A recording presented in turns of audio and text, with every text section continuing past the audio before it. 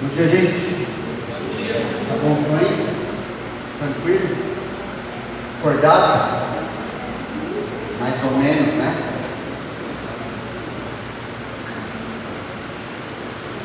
Eu dormi. Não escutei nada. Não posso agradecer por ser nada, porque não escutei nada mesmo. Então, não é muito bom. Vocês fizeram algo legal. Página 9 do seu material. Agora está com F.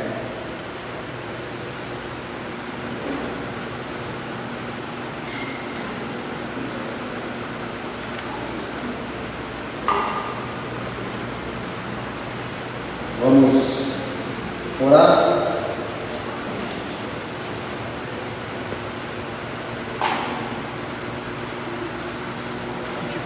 Vamos orar? Oi. Conta uma história pra gente. Contar uma história, né? Regular isso aí.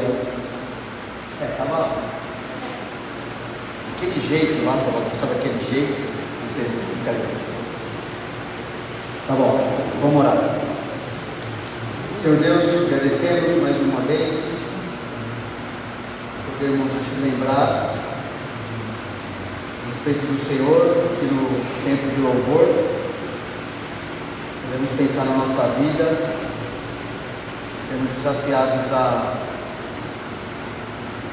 conhecer mais a Ti e viver de uma forma que agrade ao Senhor. Pedimos Tua ajuda para a nossa compreensão da Tua palavra e aplicação na nossa vida. Estamos dispostos a vivermos como discípulos, aprender a viver com o Senhor Jesus, segui-lo, amá-lo acima de tudo, de todos, que a gente possa experimentar a mesma qualidade de vida que Ele teve e tem, e quer usar todo dia para viver.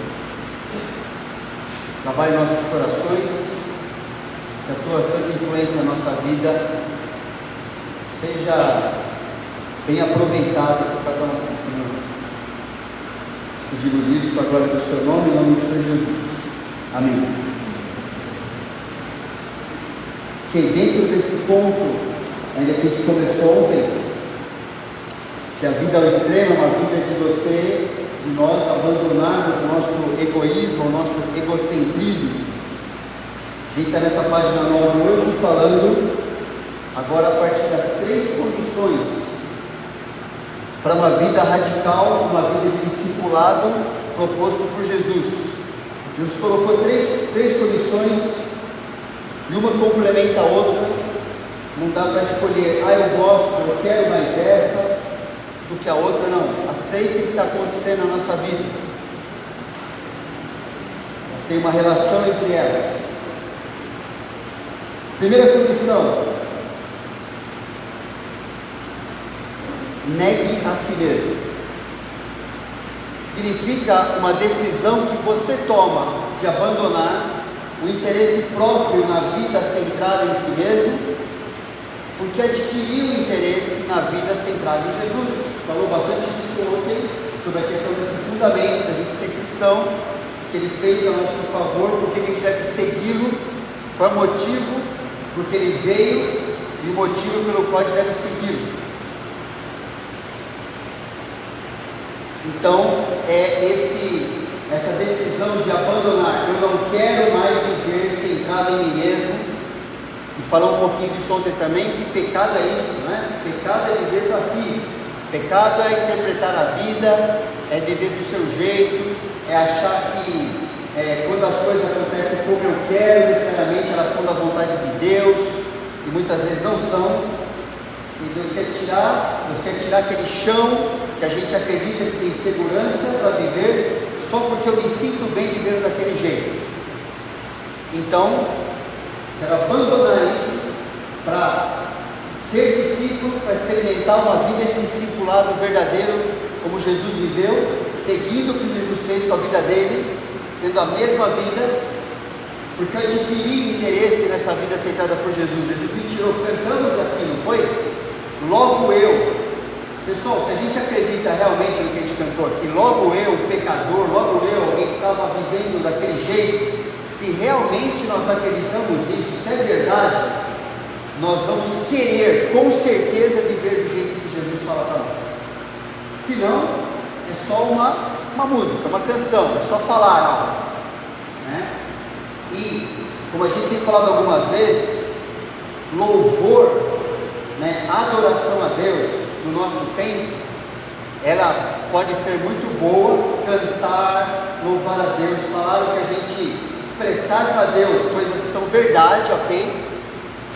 Mas lembra que o conceito de adoração, o conceito de louvor verdadeiro, onde ele surgiu lá no Antigo Testamento, sempre está associado ao que eu vou fazer com a minha vida, é o sacrifício que Deus aceita. Ninguém podia chegar a Deus simplesmente e falar: olha Deus, eu realmente não queria viver daquele jeito, eu quero viver. Deus não aceitava isso. Deus queria ver o que acontece com a vida do adorador quando ele realmente está interessado em adorar a Deus. O que ele está disposto a abrir mão, o que ele está disposto a oferecer a Deus por amar a Deus. Por isso que era necessário, inclusive, você sacrificar, você perder algo. A pessoa tinha que pegar um carneirinho do seu rebanho que ele gostava, que ele ia usar para outro propósito, assim: agora eu não estou vivendo como Deus queria, então eu vou sacrificar para mostrar assim, ó, o pecado tem prejuízo, e o relacionamento com Deus pode ser reatado novamente, podemos andar com o Senhor, porque eu preciso fazer algo para a minha vida. Okay? Então, adoração tem a ver com isso, né? Se logo eu, que sou um pecador, e vivi afundado nessa tranqueirada toda que eu achei para viver, e a gente traz conceitos desse tipo para a nossa vida, se eu acredito mesmo nisso, ok? Então, com certeza eu vou querer me afastar, abandonar aquilo que me afastou de Deus, certo? É lógico, é um pensamento lógico do cristão. Então, Jesus falou exatamente isso. Primeira coisa, negue-se a si mesmo, abandone essa vida autocentrada, que a gente com certeza se sente bem na nossa carne, pelo menos, porque você agora adquiriu, você recebeu uma nova vida e você adquiriu um novo interesse para viver. Sua vontade mudou, inclusive, porque Deus mudou você. Então, negar a si mesmo significa recusar-se a pensar ou expressar preocupação com, desconsiderar, não prestar atenção, dizer não. Para quê? Para você mesmo. Às vezes o significado pode ser expresso de maneira figurativa ou idiomática. Por exemplo, recusar-se a prestar atenção ao que os próprios desejos estão dizendo, ou recusar-se a pensar sobre o que se quer para si mesmo. Em certos casos, outros tipos de expressões idiomáticas podem ser empregadas. Por exemplo, colocar-se no fim da linha, ou mesmo dizer ao coração: fica quieto aí, não vou seguir você, não é você, o meu coraçãozinho, o meu desejo, o que eu quero mais naquele momento, que vai falar como é que eu vou viver. Entende? É disso que se trata. Isso aqui está retirado de um dicionário, o dicionário mais importante da língua grega, que, pesquisando tudo o que significa esse termo, negar-se, né? Esse é o resumo, o suco daquilo lá que foi extraído. Então pensa, é algo que a gente faz naturalmente, né? A gente gosta de falar não, para nós mesmo, certo? A gente gosta de falar, não, pode deixar que eu fico lá no fim, pode deixar que eu não me preocupo comigo mesmo. É assim? Não. Por isso é uma ordem. Jesus deu um imperativo aqui que não tem opção. Se coloque no fim da linha.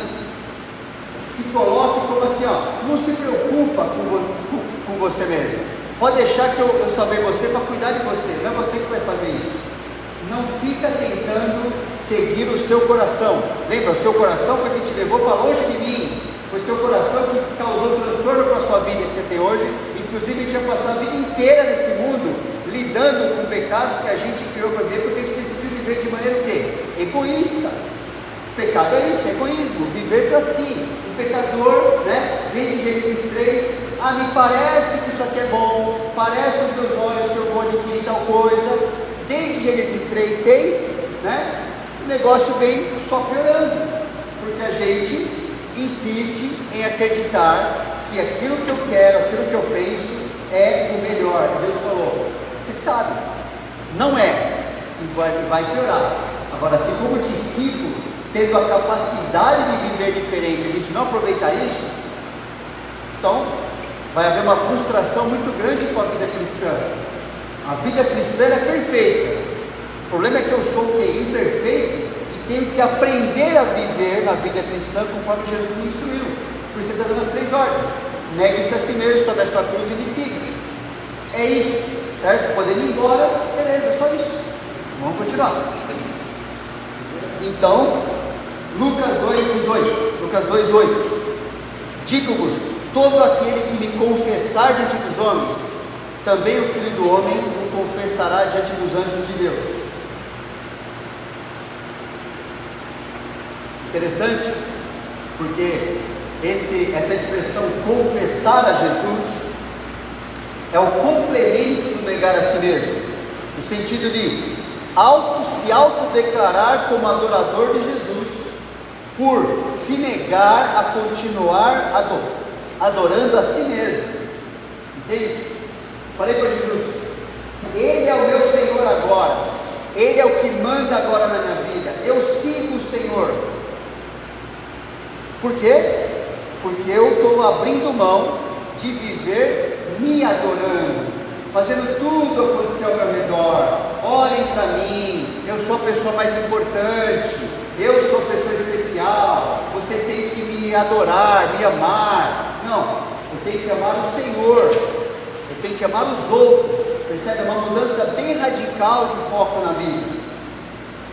É deixar de viver dedicado a si mesmo, porque entende que a única maneira de sua vida valer a pena é viver dedicado a Jesus.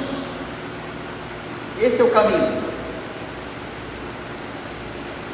O egocentrismo, então, precisa ser esvaziado do seu poder, precisa perder o poder, perder força na nossa vida até ser morto. Precisamos martelar ele todo dia, senão ele não morre. Jesus falou para os discípulos assim: filhinhos, Jesus não, João escreveu, né? Filhinhos, eu vos escrevi porque conheceis o Pai. Pai, eu vos escrevi porque conheceis aquele que existe desde o princípio. Agora nós, né? Incluindo eu mesmo. Jovens, eu vos escrevi porque sois fortes. Então estou saindo fora disso aqui já. E a palavra de Deus permanece em vós, e tendes vencido o maligno. Não ameis o mundo, nem as coisas que há no mundo. Se alguém amar o mundo, o amor do Pai não está nele. Porque tudo que há no mundo, a sua concupiscência da carne, a concupiscência dos olhos e a soberba da vida, não procede do Pai, mas procede do mundo. Ora, o mundo passa, bem como a sua concupiscência. Aquele, porém, que faz a vontade de Deus permanece eternamente. Uma coisa que eu quero que a gente lembre sempre, assim, à medida que os estudos forem caminhando também, a gente vai falar mais sobre isso, é que nenhum de nós vive focado em si mesmo, assim, sem ter algo que quer muito do mundo para a sua vida. As coisas estão sempre ligadas. Vai explicar mais sobre isso, mas não é uma questão assim, eu não vivo de maneira egoísta, simplesmente porque eu quero ser egoísta. A gente não é doido. A gente vive de maneira egocêntrica ou egoísta, porque o nosso coração está nestas coisas que João fala que são do mundo. Concupiscência. Obrigado. A concupiscência da carne, dos olhos e a soberba da vida. Em algumas ou todas elas, é que a gente amarra a nossa vida para viver de maneira egocêntrica. A gente está buscando essas coisas. Por isso a ordem para nós: eu vos escrevi, tal, um monte de coisa, e outras ordens. Vocês não devem amar o mundo, vocês não devem viver dessa forma aqui, e vamos entender melhor o que significa significa, né? Coisa que vocês talvez já saibam, só relembrar. Bom, a vida egocêntrica, ela é oposta à vida cristã. Alguns princípios tirados desse trecho que eu acabei de ler aqui. Porque ela rouba a força e interesse de vivermos para Jesus. Não tem como. Se você viver baseado em valor do mundo, você jamais vai ter força, poder, muito menos interesse para viver a vida cristã. Uma coisa anula a outra. Ela valoriza, a vida egocêntrica valoriza aquilo que Deus odeia. Deus odeia a concupiscência da carne, Deus odeia a concupiscência dos olhos e a soberba da vida.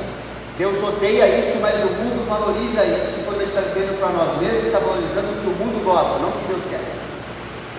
Ela também nos faz, a vida egocêntrica nos faz viver no submundo do pecado. Todas essas coisas, concupiscência e soberba, é o mundo do pecado, certo? Mesmo que só você e Deus percebam, você está vivendo naquele subterrâneo ali, aquela vida ruim, podre, estragada. A vida egocêntrica também impede de enxergarmos e vencermos as investidas do diabo. A pessoa nem percebe, ela é vulnerável, vira marionete aí na mão do diabo e acha que aquilo é normal. Ela não percebe que está tomando bofetada uma atrás da outra ali. Que o diabo não vai oferecer veneno, um rótulo de veneno, vai oferecer justamente o quê? Concupiscência da carne, dos olhos, soberba da vida. Porque a pessoa está atrás daquilo, ela acha que está tudo bem, ela sente bem. E o diabo vai agir na vida dela. Se somos crentes, ela rouba a nossa recompensa eterna, né? Essas coisas passam. O cristão não, o cristão é alguém feito para a eternidade, com Jesus para sempre. Mas esse tipo de vida, né? Ela rouba a nossa recompensa.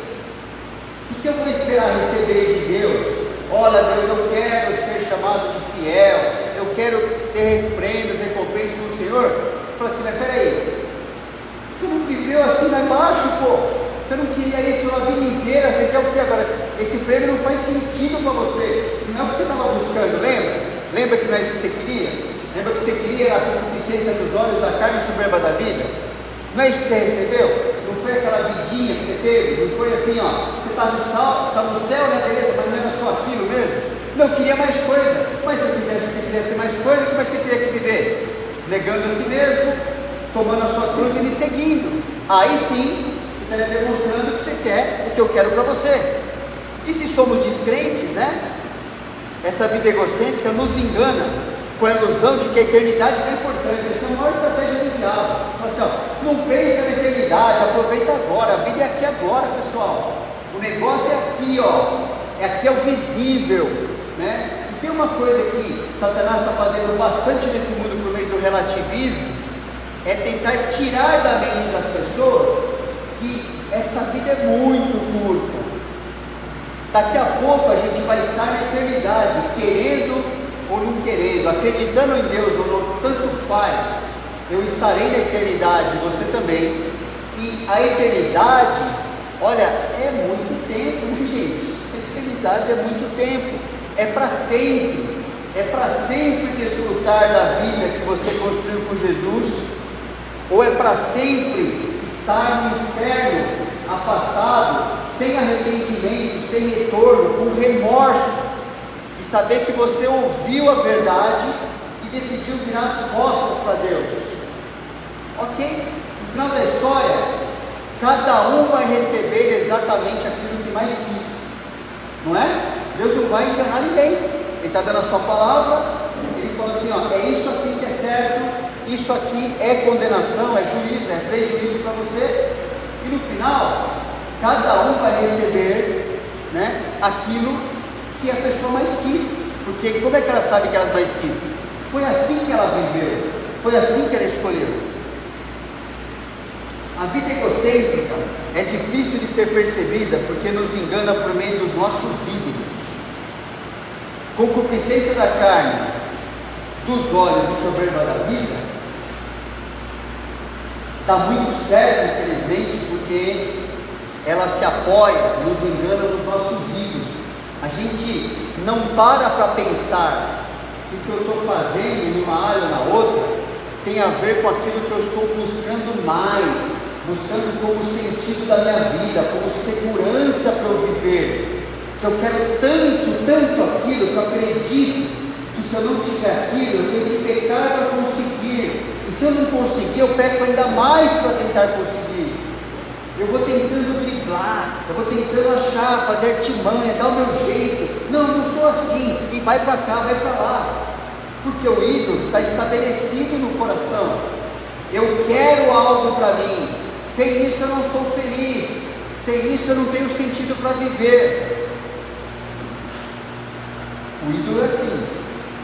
O ídolo, você oferece algo tentando obter algo. Você oferece a sua vida, a sua disposição, a sua energia, a sua inteligência lá para ele, né? Para você ver se ele te dá algo que você quer. Eu quero isso, viu, ídolo? Deus não. Deus nos deu a vida para viver, deu tudo. 1 João capítulo 5 fala: aquele que tem o Filho tem a vida. Você deu tudo. Ontem a gente leu, Jesus falando no João 17, lembra? E a vida eterna é esta, que te conheçam a ti, e Jesus vai determinar a vida do discípulo daí para frente. Então, Deus dá para nós a vida, e Ele nos instrui como você vai viver, negando a si mesmo, tomando a sua cruz e seguindo a Ele. Ele vai te dar tudo o que você realmente precisa na caminhada dele, negar a si mesmo, tomar a sua cruz e seguir. E o que ele não der, você pode ter certeza de uma coisa: você não precisa disso. Você pode até querer, mas você não precisa, não é necessário. Se ele quiser mudar mais para frente, ele pode dar. Só tem uma coisa que é necessária na vida, segundo o Senhor Jesus: Ele mesmo. Sem Ele, a Bíblia fala, você não tem vida nenhuma, nem física, nem espiritual, nem emocional, nem nada. Agora, Ele garante: se tudo faltar, se tudo falhar, e você tiver Ele, você continua. Você continua. Tira Ele, acabou. Tira tudo, com Deus você continua. Essa é a nossa luta, acreditar nisso, e não entregar a nossa vida aos ídolos. Quero que depois vai ter um devocional que vai começar hoje e vai continuar amanhã. E na verdade espero que seja assim, seja algo que continue quando acabar o acampamento, né? Porque pode ser algo muito útil para a gente fazer esse exercício, tá bom? Mas vamos perceber, à medida que você vai ouvindo essas coisas, que são, lógico, uma mensagem, algo geral, né? É algo assim, poxa, para todo mundo ouvir, mesma coisa. Agora, o bom aqui para aproveitar é se você já vai pensando na sua vida: bom, isso aqui na minha vida, isso aqui que Deus está chamando a minha atenção. A gente orou antes, né? Para Deus chamar a nossa atenção, pegar o nosso coração e voltar para Ele. Não ouvir só, ser só um ouvinte, mas um desejoso praticante do que está ouvindo. Então você pega o que você está ouvindo e fala assim: bom, como é que eu estou nessa área? O que eu estou buscando nisso aqui? Como é que eu estou fazendo ou não o que Deus quer nesse pedacinho aqui? É isso que tem que ser feito, à medida que a gente ouve a sua palavra.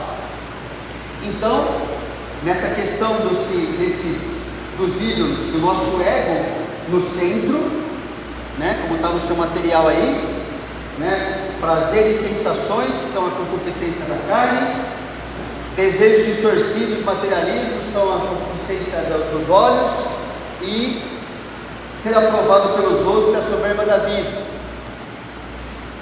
Então, o egocentrismo dos prazeres carnais e sensações, pensar um pouco nisso.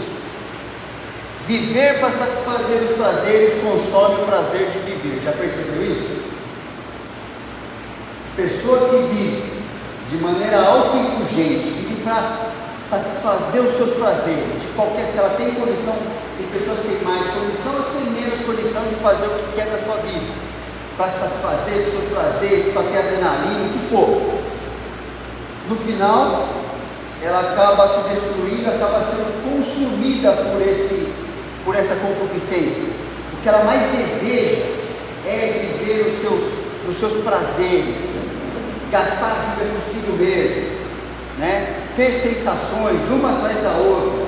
Olha, eu fui e fiz aquilo, e fiz isso aqui, e agora eu tenho prazer naquilo, agora eu tive toda a experiência nessa área, experiência sexual, experiência de fazer o que eu quero com a minha vida, com o meu lazer, enfim, qualquer coisa. Aquilo não preenche a vida de ninguém, porque não foi feito assim, a gente não foi feito assim. Ok? É muito bom ter o prazer que Deus dá, é muito bom viver, desfrutar do que Deus oferece. Por isso que tudo que Ele dá tem princípio bíblico para como eu vou lidar com aquela situação, até para com o prazer, até com a dor, com tudo. Ok? Então, um exemplo de uma coisa para a gente pensar: todo prazer que não pode ser aprovado por Deus traz destruição e escravidão. É uma ilustração da droga, por exemplo, né? Ninguém começa ali achando que vai terminar numa sarjeta, certo? Ninguém começa fazendo isso. Apesar de ver que todo mundo que chegou na sarjeta começou do mesmo jeito que essa pessoa começou, mas com ela, sempre o nosso coração é tão enganoso, mas comigo será diferente, comigo não vai acontecer isso. A Bíblia fala que não, né? Um trecho aí falando sobre essa questão de prazer, inclusive na área sensual ou sexual, né? Que é um dos prazeres mais intensos que a gente vai experimentar nessa vida da eternidade. Agora, pois, filho meu, dá-me ouvidos e não te desvie das palavras da minha boca. Afasta o teu caminho da mulher adulta e não te aproximes da porta da sua casa, para que não des a outrem a tua honra, nem os teus anos a cruéis, para que dos teus bens não se fartem os estranhos, e o fruto do teu trabalho não entre em casa alheia, e gemas no final da tua vida, quando se consumirem a tua carne e o teu corpo, e digas: como aborreci o ensino, e desprezou meu coração a disciplina, e não escutei a voz dos que me ensinavam, nem a meus mestres inclinei os ouvidos. A pessoa que começa numa vida de sensualidade, você acha que ela está preocupada com o restante ali, do versículo 8 para frente? Não. Ela só enxerga aquilo que ela quer, ela só enxerga isso. Só que aquilo é um versículo, depois tem um monte de versículos que fala assim, ó: esse é o desdobramento de uma vida nessa área desaprovada por Deus. É isso que vai acontecer em menor ou maior grau, é o que vai acontecer. Vai ter toda uma consequência, vai ter toda uma culpa, vai ter toda uma vida depois de: por que eu não fiz isso em vez daquilo? Então a gente não precisa entrar nesse caminho, certo? A gente pode aprender com a palavra de Deus. Se aprender com o ensino, 2 Timóteo 3,16 fala que a gente não precisa ficar indo para o caminho da repreensão, ou da correção, ou da educação notícia. Apesar de ser a vida normal, 2 Timóteo 3,16, 17, mas assim, aprender pelo ensino é muito mais sábio, é muito mais seguro, dá menos cicatriz na vida. É melhor a cabeça ficar com menos galo, né? Então, percebe como crentes, interessante, a gente pode gastar a vida, mesmo como cristão, dessa forma errada, experimentando depois um monte de coisa na vida que não precisava estar lá. Por quê? Porque é assim que Deus fez a vida, não tem como escapar disso. Ninguém vai viver de maneira contrária a Deus e eliminar a consequência. É impossível isso aí. Impossível, porque Deus fez dessa forma e é só Ele que controla tudo isso. Ele escreveu que Ele não vai mudar uma vírgula do que Ele colocou para nós aqui. E não adianta eu ficar tentando achar que tem um outro caminho, uma outra alternativa. Não tem. É ou viver assim, com Deus de maneira certa, e ter bons resultados na vida, ou escolher ver de maneira errada e experimentar o que Ele também garantiu na palavra que vai acontecer, né? Seja aqui, ou seja para sempre na eternidade, que é muito pior. Então, como cristãos, Interessante. Pensa um pouquinho. A gente pode gastar um dia inteiro de entretenimento? A gente consegue fazer isso? Ou não? Consegue, pessoal. A gente consegue gastar um dia inteiro se entretendo, virar a noite se entretendo. Mas a gente acha difícil orar por meia hora, não acha? E quando a gente é desafiado às vezes a evangelizar alguém, normalmente a primeira coisa que a gente pensa ou fala: eu não tenho tempo. Escolhas, não é? Eu tenho certeza na minha vida que eu nunca posso falar que eu não tenho tempo para Deus. E tenho certeza que você também não pode. Isso é desculpa esfarrapada. Assim como é para mim também. Porque eu tenho tempo para fazer tudo o que eu quero fazer. A questão é: Deus quer que eu viva de outra forma, não viver para mim, para o meu entretenimento. Eu quero ver o que vai acontecer um dia com cada um de nós, quando estivermos diante do Senhor Jesus. Espero que a gente... Por que é acampamento? Para a gente se corrigir, para parar e começar de novo, né? Se está acontecendo isso. Porque eu quero ver assim, ó: ah, Jesus, eu não fiz tal coisa, eu não vivi desse jeito, porque não deu, minha vida era muito corrida.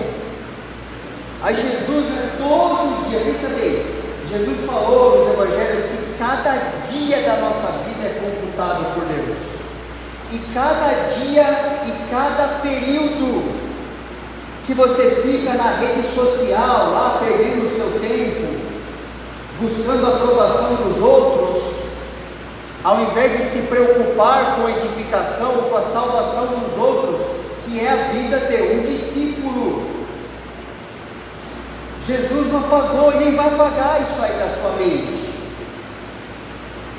Por isso ele está falando: viva cada dia dessa forma. Não é assim, ó, vive algum momento da sua vida dessa forma.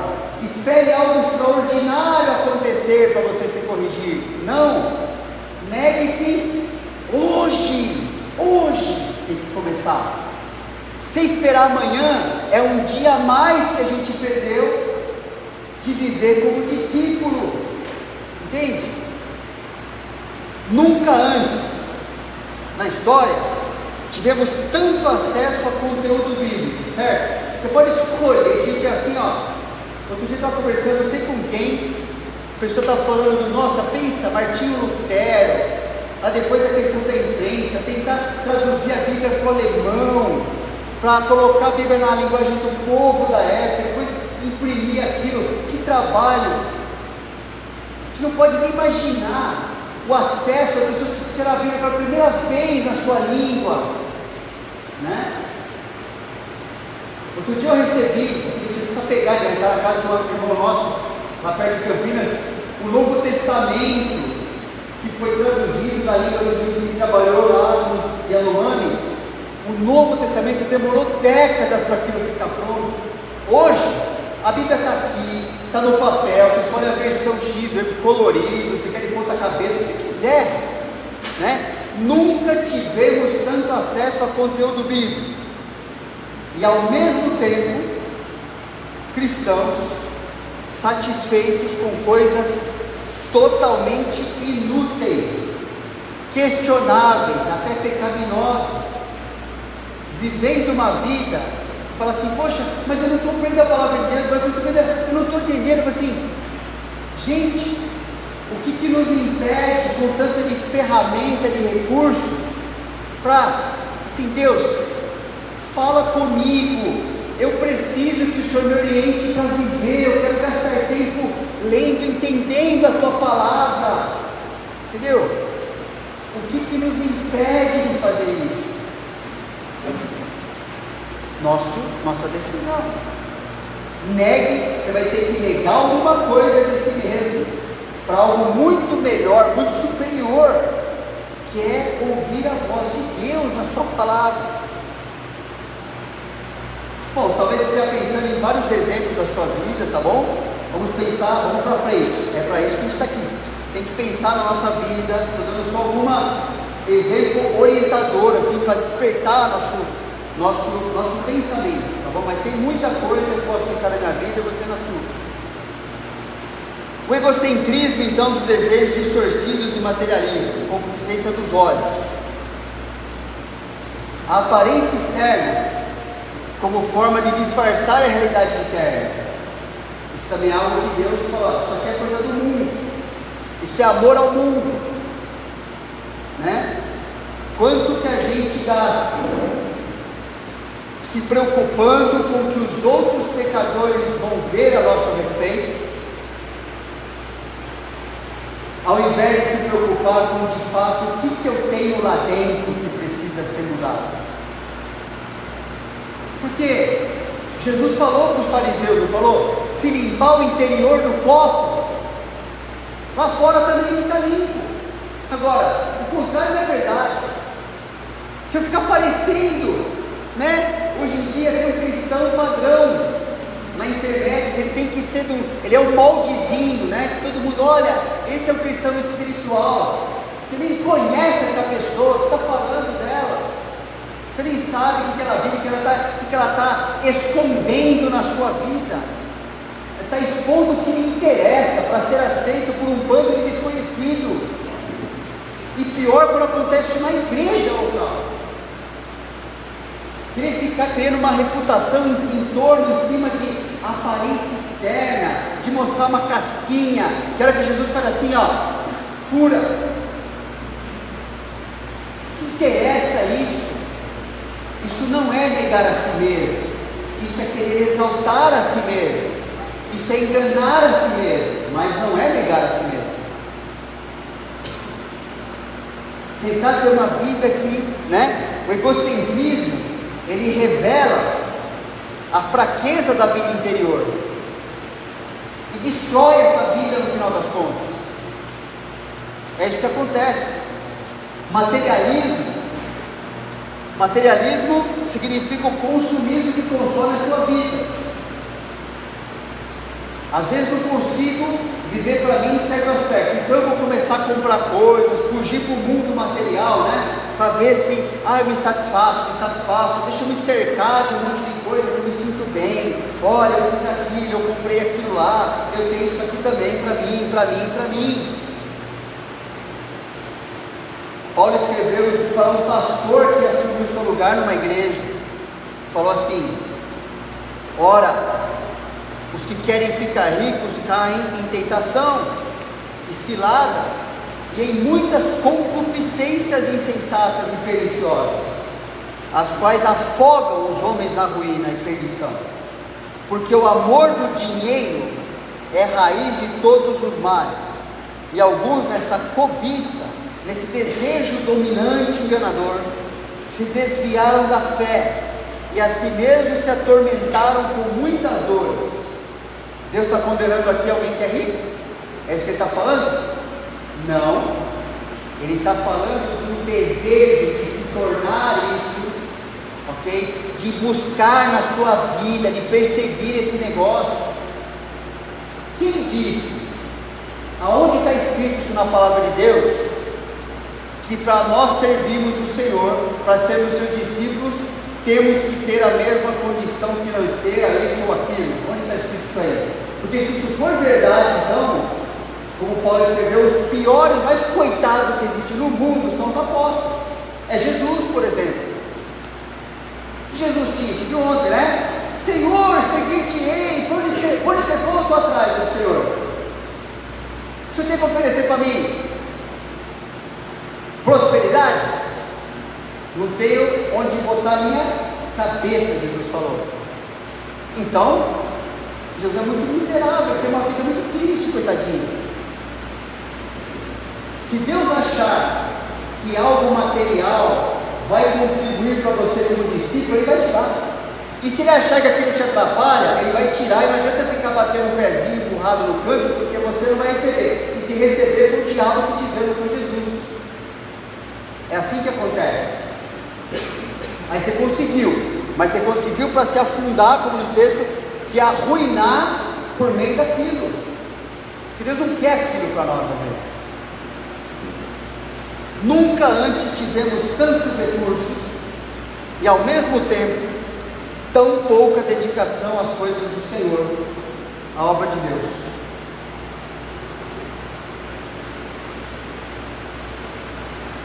Nunca tivemos tantas informações sobre a decadência humana, como o homem está vivendo, a nossa sociedade degradada moralmente. As pessoas mais podres moralmente são as formadoras de opinião no mundo.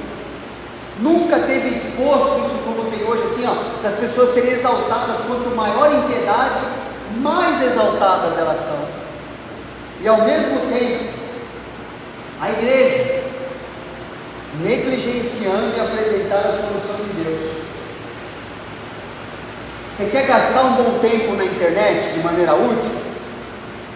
Faz um curso de aconselhamento bíblico. Tem um monte. Agora, não tem um monte que é bom.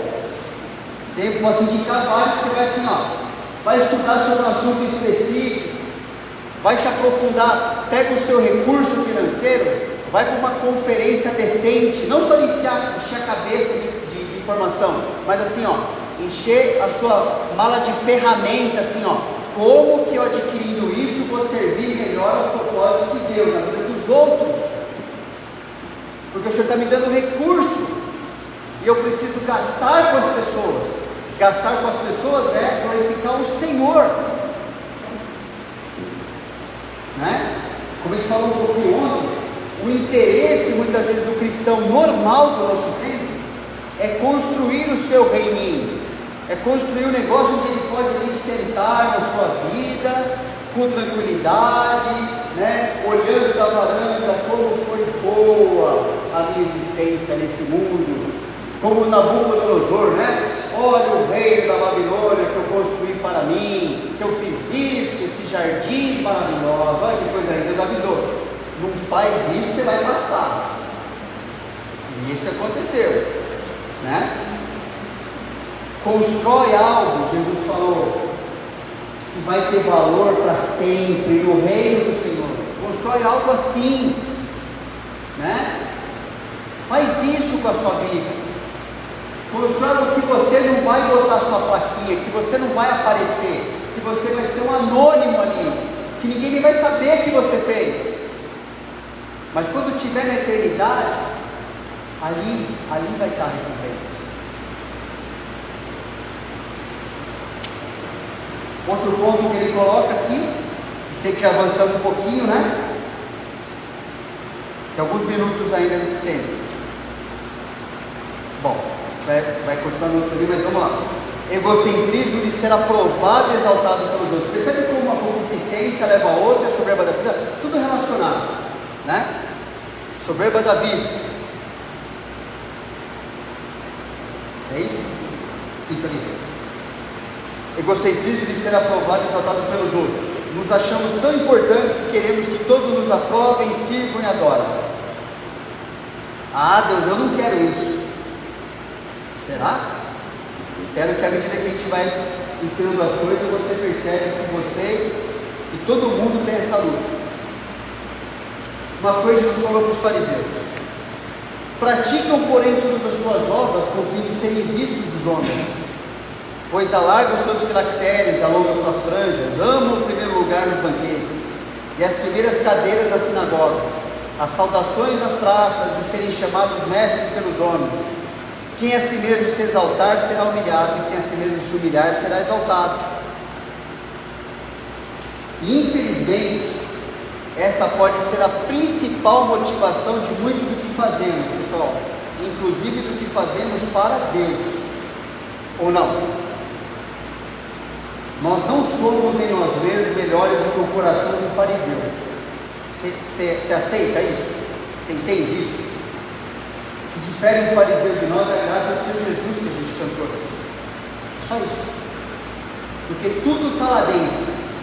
Se eu não aprender a viver com Jesus, eu vou continuar vivendo como um maldito fariseu, que vive da aparência, vive da aprovação de todo mundo e da reprovação de Deus. Mas ele não se importa com isso. Basta ser aprovado pelos homens. É isso que ele se importa. Nunca antes tivemos tanto acesso à comunicação de todo tipo, e ao mesmo tempo o assunto que mais falamos é sobre nós mesmos. A gente gosta de exibir a futilidade da nossa vida, a nossa alegria é ser curtido, é ficar famoso, é acreditar que somos dignos de sermos seguidos e ganhar dinheiro fácil com isso. E muito crente está metido nisso. É isso que acontece. Bom, e acha que Deus, se não viver como discípulo, de fazer discípulos, de se sacrificar, de sofrer, acha que Deus vai substituir uma coisa por outra. Ah, mas eu servi dessa forma, eu só quero ver, convencer o Senhor Jesus diferente do que está na Bíblia. Aí eu quero ver o que vai acontecer.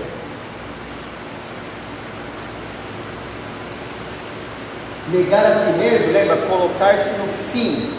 Esquece da preocupação com você mesmo. Esquece, confia que Deus vai cuidar da gente. Por que será que surgiram tantos gurus espirituais entre os crentes? Eu vou falar uma coisa, quando eu escuto alguns deles, eu percebi que eles estão falando de coisas muito básicas, quando não estão falando do erro, né? Eu creio que um dos motivos de surgir essas pessoas é porque eles perceberam uma carência muito grande em relação à verdade bíblica, um despreparo em relação à vida. Então todo mundo hoje se coloca como guru, e os crentes que mais valorizam personalidades também são os que mais desprezam pastoreio na sua vida. Já percebeu que é assim? Acreditando que Deus mudou a forma como Ele cuida e pede contas da vida do seu povo. Deus só tem uma forma, que está aqui, a igreja, não tem outra.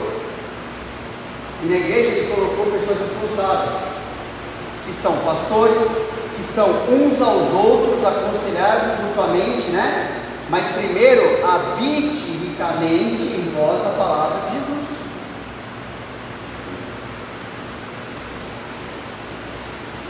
Os cristãos são vulneráveis à influência maligna, como João colocou lá, né?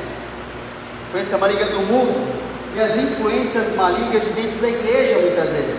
Não discerne o que é conselho simplesmente do amiguinho, que não tem nada a ver, que atrapalha a vida cristã, do conselho realmente que é de Deus. Você pode olhar e dizer assim, então, como é que Deus aprende a perguntar uma coisa para a pessoa que vem falar com você, fala assim, ó, obrigado pelo seu amor, legal, que bom que você está interessado pela minha vida. Agora assim, ó, da onde você está tirando isso aqui da Bíblia? Para eu poder, toda hora que eu tiver essa dúvida, eu vou lá consultar também.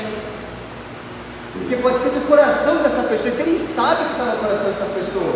Ela pode estar muitas vezes buscando algo de você, para ela, não para você, para ela.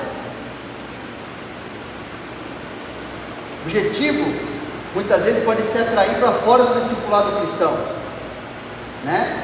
Porque se uma pessoa egoísta está vivendo para si mesma, não é egoísta e tal, ela quer apoio, ela quer torcida, ok?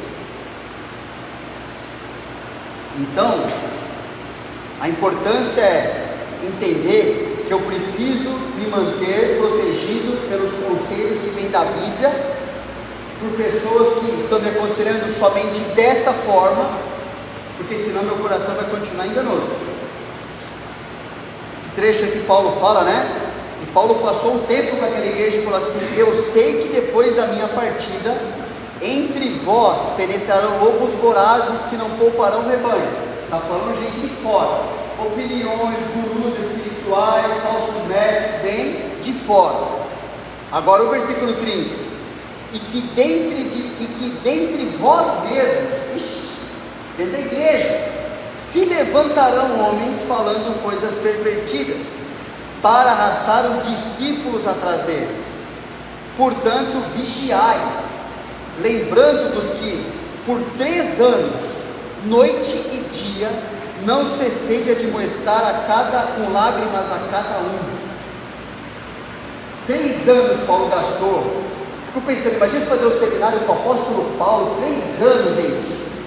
E mesmo assim, que ele falou assim, ó, assim que eu partir, eu já sei que vocês vão começar a ser influenciados pelo que não presta. Assim que eu for embora, vai mandar ele vigiar? Ele fala, Bíblia, ser amigo de quem é amigo da palavra de Deus, porque senão você vai ser enganado, porque o seu coração já é enganoso. Se tiver ajuda, então o negócio fica bom.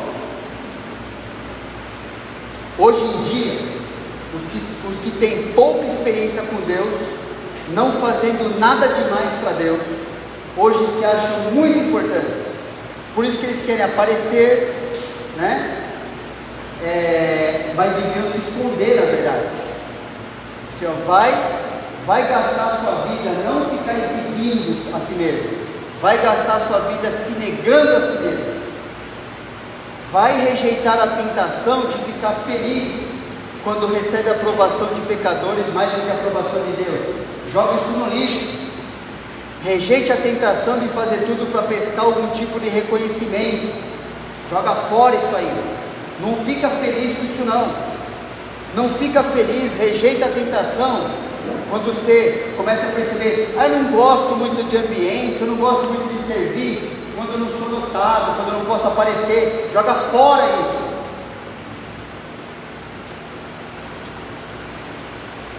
Acontece muitas vezes, né? Eu coloquei no teu material, as amizades são um ótimo modo de ver se alguém está se satisfazendo em cuidar dos interesses dos outros, que é negar a si mesmo, ou tentando usar os outros para satisfazer os seus interesses. Isso acontece muitas vezes de duas formas: desejo por aprovação, né? Viver para falar e fazer coisas que eu vou ser aprovado pelas pessoas. Viver assim é tentativa inútil e desgastante de se tornar tudo para o que as pessoas querem, porque ser aceitos por elas é mais importante do que ser aceitos por Deus.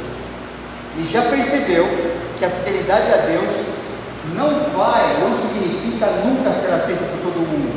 Se está acontecendo isso, você pode ter certeza que está sendo infiel a Deus. Isso impede de seguir a Cristo, porque o desejo por popularidade supera o desejo por fidelidade. Quem quer aparecer está prestando atenção em quem? Em si mesmo. Não está satisfazendo, portanto, a condição de negar a si mesmo. Uma coisa muda a outra. E não pode então ser um discípulo de Jesus. Porque Jesus falou que isso é condição, é imperativo. E o desejo, afinal das contas, que é o desdobramento da aprovação dos homens, que isso é mais perverso ainda, mas é o que está na raiz do problema, que é o desejo de ser glorificado, ser adorado pelos outros. Olha o que Jesus falou aqui em Lucas 16:15: vós sois os que vos justificais a vós mesmos diante dos homens. Você está falando dos fariseus que viviam para a aprovação de todo mundo. Eu sou assim, lembra? Eu não sou como os outros, eu sou assim, eu sou assado. E não é daquela maneira aberta, insensata, muitas vezes é muito sutil. É muito sutil a maneira que se aproxima das pessoas para ser glorificado por elas. Vós sois os que vos justificais a vós mesmos diante dos homens, mas Deus conhece o vosso coração. Presta atenção, pois aquilo que é elevado entre os homens, no conceito dos pecadores, aprovado nos critérios dos pecadores, é abominação diante de Deus. Alguém aqui quer ser abominável diante de Deus? Eu me quero. Então não tenta ser glorificado na vida de ninguém, porque Deus não diz isso agora com pecador nenhum, e nunca vai fazer isso. Então nesse trecho de 1 João, Deus ordena: parem de amar o sistema do mundo e as coisas que ele oferece. Tudo que a gente falou, coisas do mundo, que são ainda no nosso coração, estão lá dentro, precisam ser removidas. Parem de se dedicar e de se sentirem felizes com o que o mundo oferece para vocês. O mundo e as coisas mundanas são passageiros, mas viver conforme o que Deus planejou para a sua vida é vida eterna, é vida boa, de qualidade. Amém? Vamos para o intervalo, que já está bem adiantado, certo? É para estar 10h30 aqui, mas como eu sou feito à imagem de Deus e quero crescer como discípulo, Então, 10h40, tá bom? 10 minutos também. Beleza, gente?